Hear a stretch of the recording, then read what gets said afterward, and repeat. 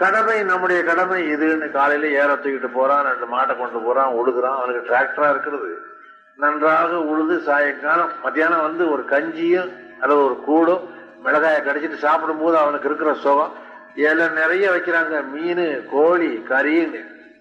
கோழி எனக்கு ஒத்துக்காது, கறி எனக்கு ஒத்துக்காது, மீன் தான் ஒத்துக்கும். நான் சாப்பிட ஆரம்பிச்சா அதுல உப்பு அது அதிகமா இருக்கு, மோரை போடுன்னு சோத்தை திங்க முடியாம தடுமாறுறான் பணக்காரன்.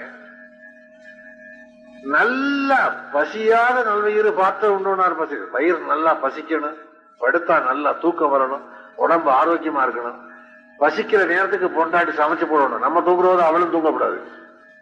அது மாதிரி மனைவி வாய்க்கணும், நல்ல தாய் வாய்க்கணும், நல்ல குடும்பம் வாய்க்கணும்.